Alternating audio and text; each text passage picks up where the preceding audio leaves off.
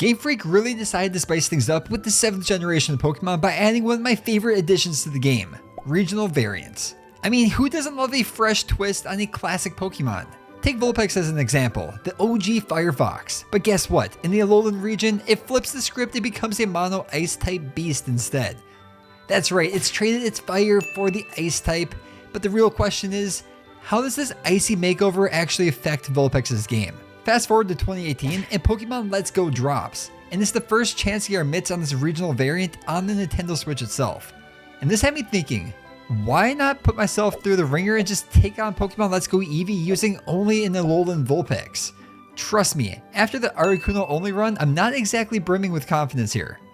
First off, Vulpix's stats are kinda meh. Speed and special attack try to outshine the others, but at 65 each, it's not exactly setting the world on fire. Yes, pun intended. But hey, what does the regional variant lacks in stats, it makes up with a killer moveset, boasting stab ice type moves like Ice Shard and Aurora Beam right out of the gate. Sure, Ice Shard is held back a little bit by Vulpix's pitiful attack stat, but it's the only real option we have early on in the game. After the usual Pokemon games start, things like meeting the professor, snagging what I thought was going to be Eevee but turned out to be an Alolan Vulpix, doing some slave labor for said professor, and then roasting, or should I say freezing, our rival's electric rodent, we're moving on to what I would consider to be our first roadblock of the journey. See, you would think that ice types against Brock's rock types would be just a cakewalk, right? Wrong. Thanks to Vulpix's lackluster attack and Brock's team just rocking defense for days, Ice Shard barely even tickles them. Sure, leveling up could make this a breeze, but where's the fun in that? It's time to do what real trainers do. Eevee training. Pokemon Let's Go really shakes things up with the Eevee trading game though. Instead of just beating up Pokemon for specific EVs, we actually catch them this time around and hand them over to the professor for the production of his world famous candy. It's not weird at all, right? After a feast of Nidoran parts to boost Vulpix's attack, we curb stomp some bugs in the Viridian Forest before heading back into Pewter City to take on the big shot yet again. And no, I'm not talking to you, Slowpoke. Slow? It's time to conquer Brock's gym, but I'm not gonna lie, this is probably gonna be a struggle.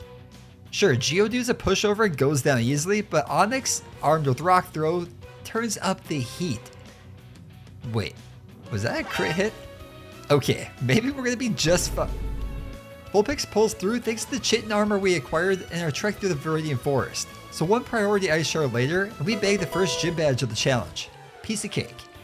Outside, we bump into Gary Oak, the fragrance critic, who graces us with his presence just to inform us that we smell. Real classy, Gary. Real classy. But for real, up next is Misty's gym. Her team of water Pokemon shrug off ice moves like they're nothing. So with that being said, it's time to grind up some levels. I hit up every coach trainer I can find on the routes here, and these are a great source of XP and also drop some pretty sweet loot along the way. We eventually end up at Mount Moon, which kind of throws us a curveball with everyone's not so favorite Team Rocket duo. But before we get to that, we have a very important choice to make here. Yep, you know the real answer. All hail Lord Helix. With RNGesus looking over us, we head into a mandatory battle against the Team Rocket duo. I have no choice here but to add Eevee to the team as it requires me to have a second Pokemon. It mostly just tail whips while Vulpix goes ham with Headbutt, sending Team Rocket blasting off yet again. At this point, Misty's gym is still on hold. Instead I head north to Nugget Bridge, where our rival gets another taste of defeat before continuing on, where I stumble across this Talking Nidorina. Whoa. Did I pass one too many pairs to Mount Moon or what? What is going on here? So north of Nugget Bridge, I took some time to farm up a stash of smart candy by participating in some duck genocide. Yeah, Psyducks were in for a rough day to say the least. After my morally questionable duck hunt, I finally waltz into Misty's gym ready for the showdown. Misty starts with a Psyduck who is just out for revenge. I kick things off with a Confuse race, sending it into a Confuse Frenzy, where it partakes in a little duck beatdown of its own. Thanks to some timely flinches from Headbutt, Psyduck doesn't even land a blow before going down. But then the real challenge emerges as Starmie hits the stage. I try the same strategy, but Starmie's speed and scalding hot damage it dishes out just proved to be too much. Vulpix bites the dust with Starmie barely even breaking a sweat. And as we're handed yet another L, it's time to head back to the drawing board to come up with a new solution here. Relying on flinches is not going to cut it. So I retreat north, grind up a few more levels, and engage in further duck decimation before returning back to the gym at level 21 this time around. This is the magic number where Vulpix learns Dazzling Gleam, an 80 power special move that could be our key to victory. Yes, we're gonna finally ditch that attack stat and move on to the special attack stat and see if this can make any difference here. Round 2 begins, and Psyduck crumbles to a single crit hit from Dazzling Gleam this time around. Starmie's out next, and it still outspeeds, but then the tides turn. Scald deals way less damage, and Dazzling Gleam hits like an absolute freight train, chipping away at Starmie's health. But then the nightmare scenario unfolds. Scald burns us. With the extra damage from burn, can Vulpix actually endure one more hit? Absolutely. With a mere 3 HP remaining, Vulpix pulls off one last Dazzling Gleam, securing us a hard-fought victory. That's 2 badges down and only 6 more to go. After enduring a deeply distressing encounter with someone I once considered to be my best friend, I made my way back to Vermilion City, determined to make a statement aboard the SSN. With a diverse moveset that includes Aurora Beam and Dig, I'm able to make quick work of Pidgeotto, Pikachu, and Oddish, securing us yet another decisive victory. Yeah, you can consider that a warning for anyone else trying to make a move on me, by the way. From there, we make our way upstairs where we... Oh, you son of a bitch. Out of sheer spite, I obliterate the captain's tree and exit the ship, marching straight into the Vermilion City gym to face Lieutenant Steal Your Mom and his electric Pokemon. Armed with Dig, this gym should just be a walk in the park, right? Ew. Well, that's not good. Okay, so maybe I did not realize how underleveled I was for this battle. That's my bad. I spent the next half hour taking down random trainers in the area and snagging some Drowsy for XP and smart candies before re-entering the gym at a more respectable level of 25. Round 2, and Voltorb leads a light screen on turn 1, which doesn't really make much of a difference since Dig's the physical move anyways. It withstands a hit, but Thunderbolt barely phases us before Dig takes it out. Magnemite? Yeah, that was just an easy one-shot with Dig. By the way, how does Dig hit a floating magnet in this generation? Well, that beats me, but I'm still gonna take it. And now Raichu stands as the last obstacle between us and the third badge of our journey. I roll the dice with Confuse Ray on turn 1, hoping it's gonna hit itself a time or two while I'm underground. Surprise, surprise, that doesn't happen. Raichu unleashes 4 attacks without hitting itself even once, dealing us yet another loss. Undeterred, I head right back into this battle. On this attempt, luck actually swings my way. Raichu hits itself in confusion on turn 1, allowing us to land a Dig unscathed. It doesn't quite finish the job, and Raichu snaps out of confusion, firing off a Thunderbolt that leaves Vulpix hanging by just a thread. One more Dig lands, and with that, the Thunder Badge is ours. Continuing our journey, we venture through Rock Tunnel, emerging in the eerie Lavender Town. There, we cross paths with our rival once more in Pokemon Tower. Sure, he might be a cheater by evolving a starter, but after schooling electric rodents in the previous gym, this one should be a breeze. Seriously? Dig's gonna miss again? Seriously? Well, thanks to Pidgeotto's Sand Attack, we whiff Dig on the first turn, making us an easy target for Thunder Punch. Finally landing Dig on the next turn deals a hefty blow, and another one would have sealed the deal, but no, Quick Attack swoops in and hands us yet another L. Not too thrilled about a rematch at this point, I decide to just shake things up and head straight into Celadon City to tackle the next gym instead. Erica's grass Pokemon should be no match for our 4 and Ice Fox. Right? Oh, thank God I'm actually right this time. It turns out they weren't. Tangela crumbles to a single Ice Beam, and though Vileplume puts up a bit of a fight here, it succumbs to a well-aimed Ice Beam as well. Victory Bell? Yeah, 1 Ice Beam and it's game over. Easiest badge yet, and in just under 3 hours, we've hit the halfway mark of our gym challenge. Back in Lavender Town, it's rival rematch time. Vulpix is looking swifter and more pumped than ever before, taking down Pidgeotto with a single Ice Beam. Raichu, that speed demon, manages a Thunder Punch before I'm able to land the Dig, leaving it with just over half of its health. Another Thunder Punch brings us low, but one more Dig does the trick, leaving only Gloom quivering in the aftermath of a fatal Ice Beam that leaves our rival with even more Pokemon to visit while he's here. Cubone, having finally embraced the dark side, joins Team Rocket as they head back into Celadon City.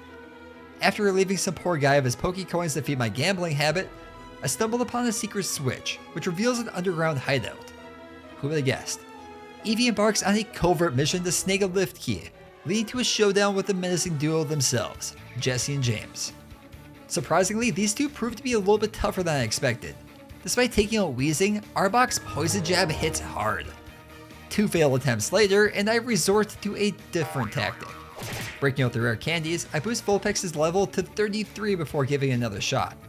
With this boost, this battle should be a cakewalk this time around. Seriously? Well, back to Route 11 it is. I spent the next 45 minutes here grinding Drowsy for special attack EVs and Pidgeotto for speed EVs. Vulpix eventually hits level 36, and with a substantial boost to special attack and speed, we now outspeed and freeze Weezing with Ice Beam on turn 1. Arbok throws a wrench our plans though by paralyzing Vulpix with Glare, but we press on. Poison Jab lands, dealing decent damage, but Ice Beam brings Arbok to yellow health. Our little friend Eevee defies the odds, surviving a Poison Jab from a much higher level Arbok, giving Vulpix the opening to finish the job with a couple more Ice Beams. Thanks my little friend, you're the true MVP. Moving on from the double battles, even more Team Rocket skirmishes await. Although Jesse and James have been a real pain up until this point, I can't say the same for Archer. His Weezing and Golbat are no match for Vulpix's Ice Beam onslaught. So after only a few seconds, Giovanni stands as the only obstacle left. His Persian throws me for a loop though, and my initial physical attack is a mistake, leaving Vulpix wide open for a fake out flinch. Hoping for some confusion damage, I throw out Confuse Ray, but Persian fights through to take us down instead. Undeterred, I head right back into battle. This time I'm thinking that a straightforward Ice Beam is probably all that I need. Knowing the fake out was coming on turn 1, I still went with Ice Beam for some reason, but quickly recovered as it dealt more than enough damage to dispatch Persian with ease. The Rhyhorn that follows stands no chance against the super effective Ice Beam. So with Giovanni defeated, Team Rocket is temporarily out of our hair, and we've got our hands on the Sylph Scope. Armed with the Sylph Scope, we stride back into Lavender Tower, ready to reveal the mystery behind the ghost that halted my progress earlier on. It's Cubone, subscribing to the channel and smashing that like button, unlike the other 90% of viewers watching this video. Proving me wrong. While Cubone was busy being a loyal subscriber, I found myself in yet another skirmish with Team Rocket where I get my ass beat yet again. And again. Seriously? Vulpix should be cruising through this. We're 4 levels higher, boasting some insane special attack and speed, and I refuse to spend another hour grinding when... Oh, we won. Ha, my strategy was flawless. Now armed with the Poke Flute, I hop onto YouTube for a couple of flute playing tutorials before attempting to wake up the sleeping Snorlax. Snorlax, seemingly disturbed to the point where his ears were bleeding, storms back into the mountains, granting us an open road to Fuchsia City. Not feeling quite ready to tackle the gym just yet, I make a quick detour to teach Eevee how to hang 10 before making my way back into the grass to grind up a few more levels. After chaining a couple catches on Ponyta, Chanseys start to spawn. Now, here's a pro tip. The more you catch of a single Pokemon in a row, the more frequently they appear and the more XP that they dish out. With this solid Chansey chain, I'm raking in upwards of 1,500 XP per catch. Keeping this streak alive promises to make leveling up a breeze. Huh. Well, isn't that just peachy? Yes, the infamous Chansey escape, breaking the chain at a solid 8. And with that, Chansey spawns revert to their pathetic 1% base rate. Rather than restarting the chain, I decided to just shift gears and give Koga's gym a whirl instead. At this point, nothing can stand in my way. Or so I thought. Wait, you need 50 Pokemon to enter. You have caught 15. Oh, well played, old man. Well played. Alright, you just give me a quick sec. There. Now I've caught all of them. Plus some. Can I enter the gym now? Wait, it's been 5 seconds. How did you... Don't ask questions you don't want to know the answer to, old man. Okay? Yeah, that's what I thought. After a brutal defeat from a random trainer's muck, it became crystal clear that I had some serious training to do before taking on Koga himself. So instead, I swing by the Rocket hideout for the TM for Foul Play, which I somehow managed to forget when I was there earlier. Then it was off to Silphco to tackle Team Rocket yet again. Wait, what's that sound? Dude, seriously? You want to throw down? Fine, let's just see what you've got. Executor and Charizard? Do you know what I'm packing? Just like that, it's clear that no one can stand in my way. Oh god, you gotta be kidding me. Seriously, can you two just stop? Determined to turn the tide, I resort to drastic measures, forcing type 2 diabetes upon Vulpix to bring it to level 50. Now properly sugared up, I dive back into battle to give it another shot. After freezing Arbok on turn 1, Vulpix brute forces his way to victory, with only minimal damage from Weezing along the way. Who would have guessed that a little bit of type 2 diabetes would make this much of a difference? I would highly not recommend that for anybody else listening to this. Having learned my lesson from the first Giovanni battle the hard way, I stick to the tried and true method of just using Ice Beam this time around. And wouldn't you know it, that's more than enough to sweep Giovanni's team, securing us yet another easy victory. Sabrina's gym is up next, and let me tell you, this one was brutal. Her Jinx and Alakazam took turns just pounding Vulpix into the ground like it was going out of style. I had full confidence that Vulpix could handle this challenge, but time and time again, it proved not to be the case. After enduring 5 straight losses, I decided enough was enough. It was time to level up a bit. Coming back at level 53, I faced off against Sabrina once more. She leads with Mr. Mime, whose only real use is setting up a Reflect to reduce the damage from special attacks. And eventually, Mr. Mime succumbs to a couple of Ice Beams. Slowbro, who is equally annoying, uses Yawn before being dropped by a couple of Dark Pulses, leaving us asleep as Jinx steps into the ring. Seizing the opportunity, Jinx brutalizes us with Psychics before we can even wake up. We managed to take it down with a couple of Dark Pulses, but one last Psychic before going down leaves us with dangerously low health as Alakazam enters the fray. Somehow, thanks to all the speed candies we shoved down Vulpix's throat earlier, we outspeed Alakazam. However, Dark Pulse just isn't enough to one-shot. Alakazam retaliates with one last Psychic. What's this? Vulpix survives with just 7 HP to spare, allowing us to unleash one last Dark Pulse to secure us the Marsh Badge. Yikes, talk about a close call. Facing Sabrina's formidable team was tough, but Koga's crew is a whole different level of challenge. Muck, with his sky-high special defense and formidable attack, leaves our next battle looking like this. Facing Blaine's team of fire Pokemon is no walk in the park either, especially with our little ice friend here. So I made my way back into the grasslands to grind up some more Chansey encounters, at which point I paused my recording because it was going to be taking so long. Which of course I forgot to restart before taking on Koga the next time. But to summarize, it went something like this. Boom, I won. Nevertheless, I did grind up some courage candies along the way to boost my special defense and arrived at Blaine's gym at level 59. I think it's time to show Fire that Ice did it better. Right, Vulpix. Surveying Vulpix's moveset, I uncover one secret weapon still in its arsenal. Dig. Magmar and Rapidash both fall to a single dig each, but the Fire Doggo manages to weather the first dig, but the rebound damage from Fire Blitz takes it down nonetheless. But thanks to Fire Blitz, we are now burned. So Vulpix's dig is reduced to only half damage, allowing Ninetales to survive the first shot with ease. Fire Blast drops her Icy Fox to a mere 18 HP, and the additional damage from burn takes us down to only 7 HP remaining. With our attack stat compromised, I find myself with no choice but to go for Dark Pulse and to hope for the best. And to my amazement, it actually knocks out Ninetales. Vulpix, you absolute legend. With only one gym left to conquer, I make my way back to Viridian City and lo and behold, there's Giovanni. Who would have guessed? Having ditched most of his previous Pokemon in favor of ground types, Giovanni seems to have overlooked a crucial fact that I, a true Pokemon master, have not. Ground is weak to ice. So yeah, a single Ice Beam is more than enough to take out each of his Pokemon.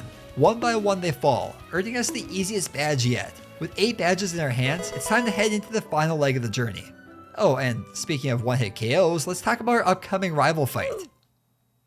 Yep, good talk. With all the gym leaders defeated, it's time to face the Elite Four, starting with Lorelei. Her team of water Pokemon poses a significant challenge. Dugong leads the charge, taking a dig admirably, before striking back with a waterfall for minimal damage. Seeing the lackluster damage from Dig, I opt for Dark Pulse on the next turn instead, but it still falls short. Dugong manages to squeeze in one last waterfall before finally going down. Next up is Slowbro, whose high special defense allows it to brush off a Dark Pulse before retaliating with a Flamethrower that deals some significant damage. Another Dark Pulse takes Slowbro down, but then Cloyster steps into the ring. This defensive tank struggles just as bad at landing hits as we do dealing damage to it, but Dark Pulse eventually breaks through to take it out. Lapras, everyone's favorite mythical creature from the Loch Ness, is up next. Dig once again proves to be ineffective as Lapras retaliates with a Hydro Pump. Dark Pulse leaves Lapras at low health, but we're honestly not faring that much better ourselves. Nessie charges up another Water Beam and thank God it missed. With that, one more Dark Pulse finishes off Lapras, leaving only Jinx remaining. At this point, it should have dawned on me that Dig just wasn't the wisest strategy. It hasn't worked that well on a single one of Lorelei's Pokemon, and the story's much the same with Jinx. It then puts us to sleep with a lovely kiss, but manages to get off only a single Psychic before Vulpix wakes up. And with that, another Dark Pulse lands to take Jinx out. The Elite Four is already proving to be no walk in the park, and we're only just getting started. Bruno is up next, and I'm not gonna lie, I got wrecked. Time after time, Vulpix falls victim to a relentless flurry of fists and feet, resulting in 4 more resets along the way. Not knowing what else to do, I decided to ditch Dark Pulse and replace it with Rest instead.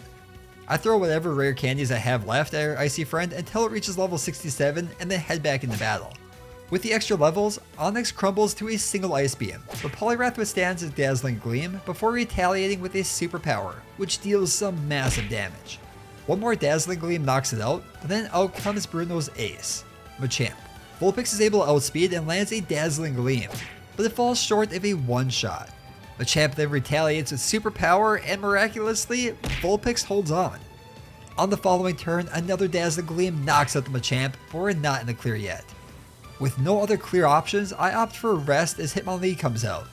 It hits Vulpix with Brick Break for some solid damage, but the Ice Fox awakens after just a single turn, landing a Dazzling Gleam for some massive damage. Hitmonlee strikes back with a critical hit Brick Break, but eventually does go down. Hitmonchan is the last one standing, so I go for the Hail Mary, hoping the Dazzling Gleam will be enough to take it out, but it falls short. Hitmonchan unleashes a fiery punch, but Vulpix holds on with just 19 HP remaining, providing us the opening to land one last Dazzling Gleam and secure us yet another hard-fought victory. Ha, too easy. No longer seeing the need for rest, I replace it with Foul Play before heading into the fight against Agatha and her team of Dark Pokemon. Surprisingly, this one actually goes pretty well, thanks to some clutch critical hits along the way. Arbok succumbs to a single dig, but Gengar withstands a Foul Play before unleashing a Sludge Bomb for some massive damage.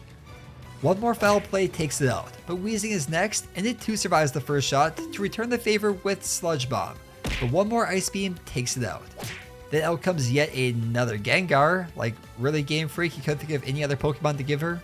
Really? But with this one, Foul Play lands a critical hit this time around, so Gengar goes down to just a single blow.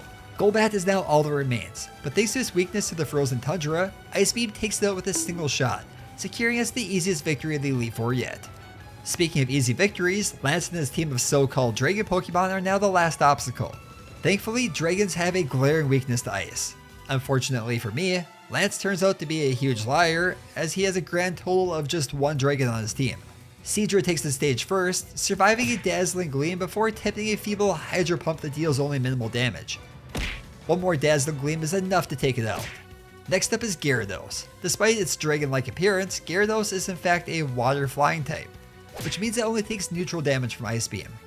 It retaliates with a powerful Iron Tail before succumbing to another Ice Beam. Aerodactyl enters, but being quadruple weak to ice means that it is quadruple dead after just a single shot from Ice Beam. Charizard, well still not a dragon, takes only neutral damage from Ice Beam. After brushing off that first hit, it charges up its ultimate finishing move. Huh. Wait, really, that's it? Whew. Ice Beam swiftly takes out everyone's favorite Fire Lizard, leaving the only true Dragon on Lance's team to battle. One last Ice Beam drops it with a single shot, securing us the final victory of the Elite Four. I can't believe my Dragon's lost. Dude, you only used one Dragon the entire battle, and it was your last Pokemon. Alright, we all know the drill here. There's actually one last battle to go. The champion, our rival who suffered an embarrassing defeat only minutes prior, is now all that stands between us and the Hall of Fame. He leads with Pidgeot, and knowing that he doesn't stand a chance, pulls out his trump card on turn 1 in the form of Mega Evolution. In its Mega form, Pidgeot is a force to be reckoned with. With his sky-high attack, it can easily one-shot us for the win, and yeah, I took it out with a single Ice Beam. Rapidash is out next, and it loses its will to fight after just a single blow. So out comes Vileplume instead. Not once has this Pokemon been an issue for us in this run, and it's not about to start now. Ice Beam drops it with a single shot yet again, and the story is much the same for Raichu and Marowak, who each go down to just a single blow each. Slowbro is now all that remains, and it's not going to go down with the fight. We go back and forth, Vulpix landing foul plays like they're going out of style, while Slowbro plays a strategic game with light screens, full restores, and every other move in its arsenal. Surf eventually takes us down to just 8 HP remaining. And just when I thought it was over, our rival has one last trick up his sleeve. A full restore brings Slowbro back to full health yet again, and Foul Play just isn't going to be enough to two-shot the Psychic Beast, leaving us wide open for anything it could throw at us. Hoping for the best, I go for Ice Beam, hoping that the stab boost will be enough to take it out. But it wasn't. But what's this? It freezes Slowbro. Stuck in his icy chamber like Han Solo from Star Wars, Slowbro watches helplessly as one last Ice Beam takes it out and secures us a rightful title as champion of the region and a spot in the Hall of Fame. After 21 resets in the overall time of 7 hours and 23 minutes, this run honestly went a lot better than I expected. I may have been more familiar with the game this time around, but I'm genuinely surprised at how well Alolan Vulpix did. But that's gonna do it for today's video. If you enjoyed the video, please hit that like button and let me know in the comments below. Don't forget to subscribe to the channel for more videos like this in the future, but with all that out of the way, I'd like to thank you all for watching, and I'll catch you on the next one.